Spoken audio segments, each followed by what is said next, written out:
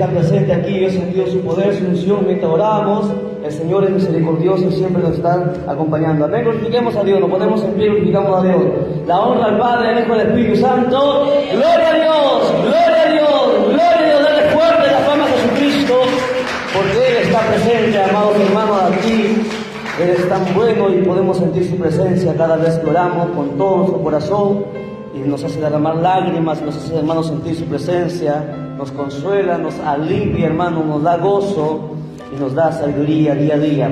Gloria a Dios. Damos gracias entonces a Dios y vamos a continuar entonces esta noche con las enseñanzas. Vamos a ir al libro de Lucas, donde nos hemos quedado. Gloria al Señor. Lucas capítulo 6, verso 12. Lucas capítulo 6, verso 12. Amén todos. Gloria a Dios. Lucas 6, 12, por favor, comparten Biblias allá al joven. Si una Biblia le entreguen, por favor, rápidamente, el diácono. Sí, gloria a Dios allá también. Bien, nos ponemos en pie y vamos a lecturar para la gloria del buen Padre, gloria de su Santo Hijo y gloria del bendito Espíritu Santo. Dice así, me siguen con la vista, por favor. En aquellos días, él fue al monte a orar y pasó la noche orando a Dios. Y cuando era de día, llamó a sus discípulos y escogió a 12 de ellos, a los cuales también llamó apóstoles. Oremos. Amado Dios, te damos gracias con todo el corazón, bendito Padre, porque tú eres bueno y misericordioso, Señor Dios mío. Nos concedes el privilegio de estar con vida y estar, Señor Dios mío, en esta noche en tu casa para poder escuchar tu palabra. Háblanos con poder y con autoridad, como tú siempre sabes hacerlo, y que tu Santo Espíritu ministre nuestras vidas, amado Dios, y que tu palabra traspase nuestro corazón, Señor Dios mío. Nos dé sabiduría y entendimiento, Señor Dios de la gloria, para poder comprender tu palabra y podamos enseñarla, bendito Padre, por amor a tu nombre. Gracias de todo corazón, en el nombre de Jesús declaramos victoria. Amén, amén y amén. Tomen asiento y mantengan por favor sus Biblias abiertas. Gloria a Dios. Esta porción de la palabra de Dios es muy importante para la iglesia. Escuche bien, es una enseñanza para la iglesia en conjunto, ¿ok? Aquí nos habla acerca del gobierno de la iglesia, cómo debe de dirigirse y cómo Dios lo establece. Muchas organizaciones, sí, su gobierno está basado en la democracia, ¿me entiendes? Siempre se elige y se escoge, ¿me entiendes?, a los que han de ministrar, pero la Biblia no habla nada de ello. El gobierno en la iglesia es teocrático, no es democrático, ¿me entiende? Es Dios el que llama a sus ministros, ¿me entiende? Y es el ministro quien llama a la gente que él, ¿me entiende? Que Dios hace que, hermanos, que el ministro sienta quiénes son los que le van a acompañar, ¿me entiende?, a llevar el ministerio, a dirigir, hermano, el rumbo de la iglesia. Y para ello, aquí nos da la prueba claramente que antes de que Jesús formase la iglesia, ¿me entiende? La iglesia, ¿con cuántas personas empezó? ¿Cuántos fueron los primeros miembros de la iglesia? ¿Cuánto fue el número? Fueron 12. 12 formaron, ¿me entiende? Fue el primer número de la iglesia. La Biblia registra que Jesús, antes de formar la iglesia, la Biblia dice que Él fue al monte y pasó toda la noche orando, ¿me entiende? Porque uno no puede escoger, ¿me entiende?, quién será el líder, quién será, ¿me entiende?, el diácono, quién será el líder de jóvenes, la presidenta de damas, así por así, ¿me entiende? El siervo de Dios tiene que ser dirigido por el Espíritu Santo y para ello debe orar mucho, ¿me entiende? Porque cuando uno ora mucho, el Espíritu Santo lo dirige a hacer las cosas. La Biblia dice que Jesús pasó toda la noche orando y cuando, ¿me entiende?, Dios le reveló quiénes serían, ¿me entiende?, los que estarían con Él y formarían la iglesia, ¿me entiende?, después de haber orado toda la noche, porque dice la Biblia que fue toda la noche que Él oró. Y ya cuando salió el día, en el verso 13, dice que Él llamó, ¿a quiénes llamó? ¿A los apóstoles? No, llamó a los discípulos. ¿Cuántos eran los discípulos? No eran 12, eran muchos. Recuerde que mucha gente le seguía. Llamó a todos y de entre todos los discípulos, ¿me entiende?, escogió solamente a 12, quienes serían, ¿me entiende?, los pilares de la iglesia.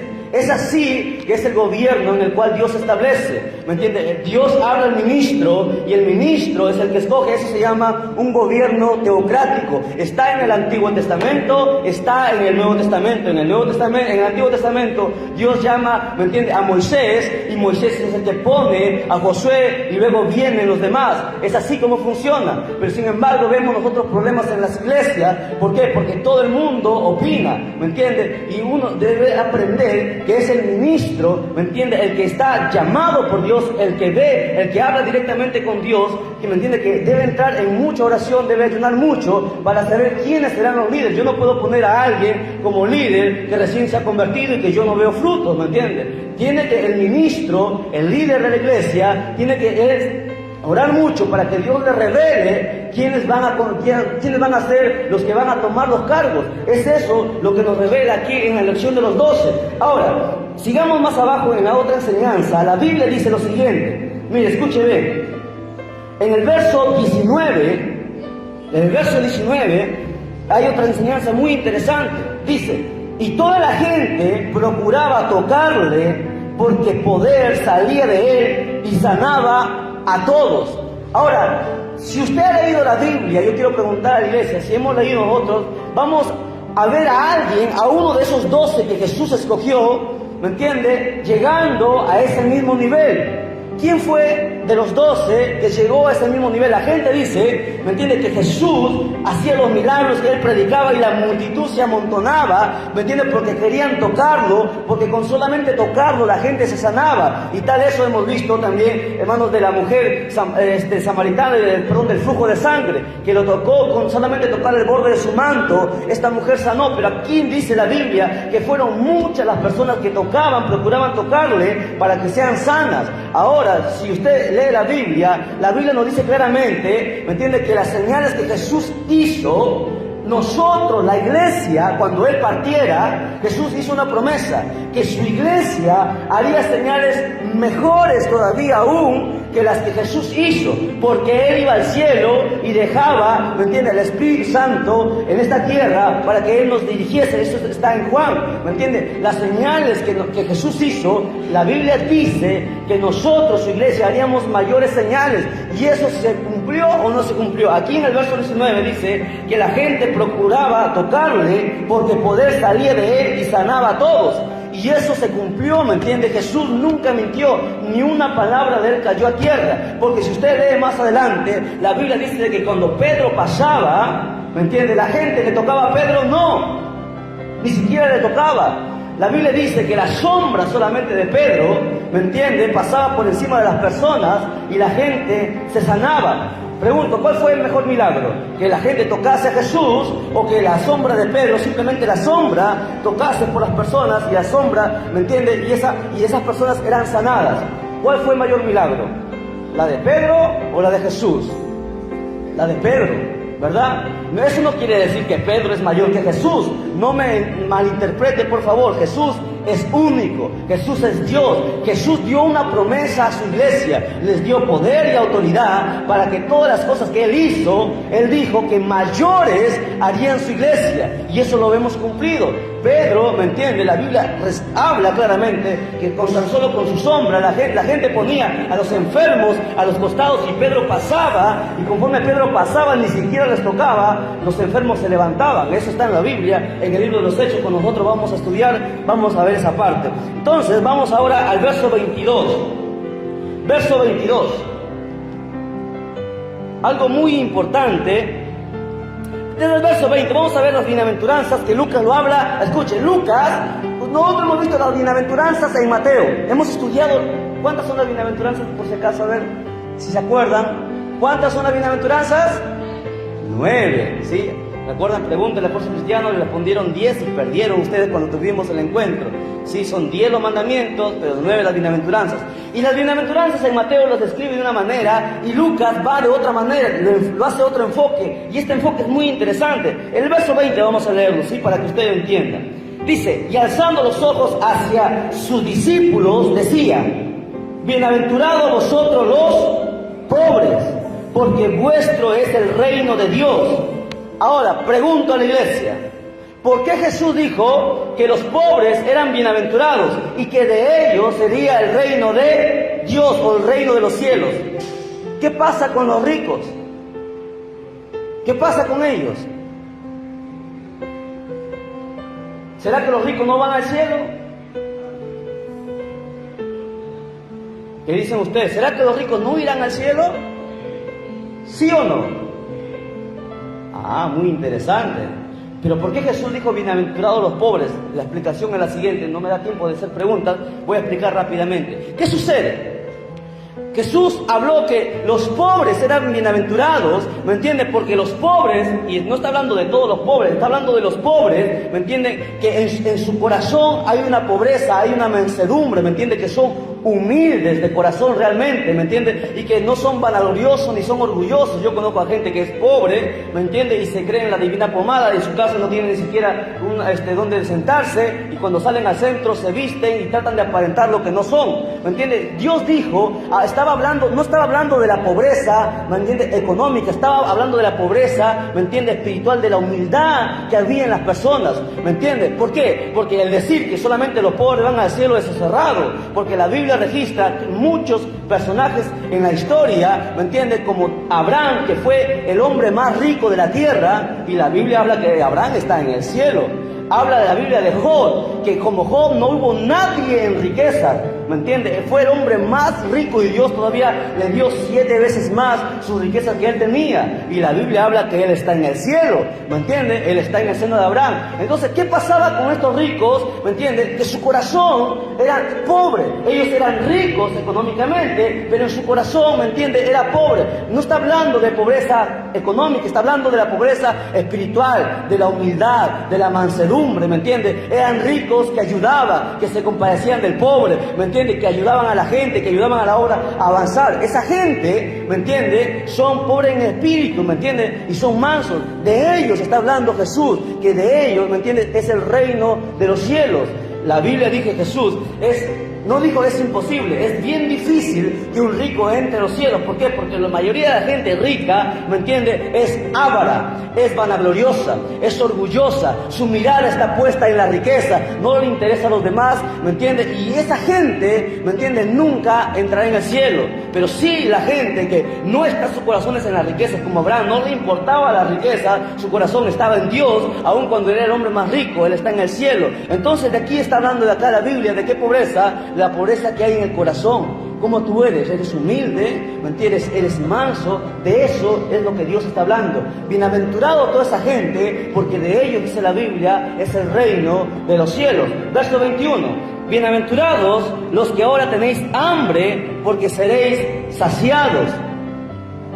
Mucha gente no tiene que comer, mucha gente tiene hambre no solamente de pan, tiene hambre de justicia. Hoy vemos que la justicia, ¿me entiende? Solamente la obtiene la que tiene dinero. Hoy no hay justicia, la ley terrenal, ¿me entiende? Se ha pervertido. Hay gente que tiene hambre, tiene sed de justicia, ¿me entiende? Y sin embargo no le hacen justicia. Pero Jesús dice, tranquilo, bienaventurado, porque recuerda que a Él, ¿me entiende? La justicia terrenal la gente se le escapa, pero por la justicia celestial nunca el hombre escapará. Tarde o temprano esa gente que hace mal y que paga y soborna para obtener beneficios, tarde o temprano entrarán en la balanza de Dios y Dios los pesará y sabrán, ¿me entiende? Que realmente existe una justicia divina y que de ella nunca podrán escapar. Por eso que Jesús dice, bienaventurados los que ahora tenéis hambre, porque seréis saciados. Bienaventurados los que lloran, ¿me entiende? Porque un día reiréis, dice Jesús. Estamos en el verso 21. Jesús dice claramente, mucha gente sufre porque no tiene aquello, no tiene de esto, le faltan muchas cosas, pero sepa una cosa, ¿me entiende? Toda esa gente que derrama lágrimas, que la gente, ¿me entiende? Que a veces que le predica, los jóvenes me estaban compartiendo, que estaban repartiendo volantes, que a veces los señores no lo querían recibir, le decían que esto no vale, y trataban de avergonzarlo, pero sin embargo, uno tiene que aprender a ser manso, ¿me entiende? Uno tiene que aprender a ser humilde, y uno tiene que, hermano, aprender a llorar por la gente que le lastima, tiene que aprender a amar a sus enemigos, aun si esa gente le hace daño. La Biblia dice que debemos nosotros orar por ellos, y nosotros somos bienaventurados, porque ahora lloramos, ¿me entiende? Ahora sufrimos, ahora la gente nos hace daño, nos cierra las puertas, nos da da la espalda, pero llegará el momento cuando estemos en la gloria, nunca más habrá lloro, nunca más habrá sufrir. Bienaventurados todas aquellas personas que hoy lloran, porque aquel día, ¿me entiende?, reiremos en las bodas del Cordero. Déale fuerte fama a Jesucristo, que Él se lo merece. Bienaventurados seréis, verso 22, cuando los hombres os aborrezcan y cuando os aparten de sí y os vituperen y desechen vuestro nombre como malo por causa del Hijo del Hombre. Gozaos en aquel día y alegraos, porque he aquí vuestro galardón es grande en los cielos, porque así hacían sus padres con los profetas. Escuche bien, hermano y hermana. Uno debe aprender, escuche bien, por favor, lo que le voy a decir. Uno debe aprender en la vida cristiana a madurar. No todo el mundo nosotros les vamos a agradar. No a todo el mundo, ¿me entiende?, les vamos a caer bien. Va a haber gente que nos va a odiar. Va a haber gente que nos va a perseguir por habernos convertido a Cristo. Nuestra propia familia a veces nos va a desechar y nos va a hacer la vida imposible. Y eso está en la Biblia, es bíblico. Jesús lo dijo claramente, ¿me entiende? Pero Jesús dice algo muy importante. Bienaventurados seréis cuando os aborrezcan, ¿sí? Y cuando os aparten de sí, y cuando os persigan, ¿me entiende? ¿Por qué? Por causa del Hijo del Hombre. No hay nada más extraordinario, ¿me entiende?, que el haber entregado su vida a Cristo. Porque el haber entregado la vida a Cristo es ganancia. Aun cuando el mundo nos rechace, aun cuando la gente nos dé la espalda, Cristo nos abre la puerta, ¿me entiende? Él nos abraza y Él nos da la oportunidad de alcanzar la vida eterna gratuitamente. Es por eso que nosotros estamos aquí, ¿me entiendes? Es por eso que cuando tú entiendes esta palabra, tú sabes que en el Evangelio vas a sufrir. El Evangelio, ¿me entiendes?, no es un camino de rosa, y se lo he dicho muchas veces. El Evangelio no es el camino ancho que la gente anda, ¿me entiendes? El Evangelio es el camino angosto, que cada pisada que uno da en el Evangelio uno sufre, uno llora, te va a costar avanzar, te va a costar, ¿me entiendes?, avanzar en la vida espiritual, te va a costar cada vez que tú quieres hacer algo para la obra del Señor. Alguien se va a oponer, incluso hasta gente de la misma iglesia, ¿me entiendes?, va a hacer oposición. Pero sin embargo, si tú entiendes y tú comprendes quién es el que te llamó, es más grande que cualquier problema, que cualquier obstáculo, tú podrás alcanzar la vida eterna y serás bienaventurado. No importa cuánta gente se levante en contra de nosotros, no importa cuánto daño nos haga, no importa cuánto nos persigan, no importa cuánto nos den la espalda, no importa nada, porque con Cristo lo tenemos todo, sin Él no tenemos nada. Todo aquel que no tiene a Cristo, la Biblia dice que morirá y se perderá. De aquí a 100 años, todos nosotros, si Cristo no viene en 100 años, todos los que estamos aquí, todos los que están allá afuera, de aquí a 100 años estarán muertos. La pregunta es, ¿dónde estarán en aquel día? Mucha gente estará en el infierno y mucha gente estará allá arriba en la gloria, ¿me entiendes? Y con Cristo nosotros tenemos vida eterna. Es por eso que es nuestro mayor tesoro. Es por eso que venir a la iglesia y aceptar a Cristo y seguir persecuciones y, ¿me entiendes?, y sufrir el rechazo de nuestros amigos y sufrir la humillación de mucha gente que se cree, ¿me entiendes?, muchas cosas. Sin embargo, eso no es nada, porque Cristo es lo más extraordinario que nos ha podido pasar. Con Cristo tenemos todo y sin Cristo no tenemos nada. Dale fuerte fama a Jesucristo, porque Él se lo merece. Dice Jesús, alegraos porque vuestro galardón significa recompensa, es grande en los cielos. ¿Me entiende? Allá arriba tendremos cosas. La recompensa que Cristo nos ha prometido es grande, no es cualquier cosa. Ni el jugador más valioso, ¿me entiende?, en esta tierra, que gana muchos millones de dólares, algunos de euros, nunca podrá comprar su pasaje al cielo, ni juntando todo el oro del mundo, nada podrá comprar el pasaje al cielo. El pasaje al cielo solamente lo da Jesús y es gratuito. Lo único que pide es un corazón sincero, un corazón arrepentido, ¿me entiende? Y eso te llevará a la vida eterna. Y por eso, ¿me entiende?, este Dios extraordinario. Y la gente no entiende eso. Que estos locos, dicen evangélicos, no entienden que la salvación es gratuita y la gente lo desecha, ¿me entiende? Y aquel día la Biblia dice que llorarán, se arrepentirán, ¿me entiende?, y clamarán tener la oportunidad de volver el tiempo atrás, y lamentablemente ya no habrá más tiempo.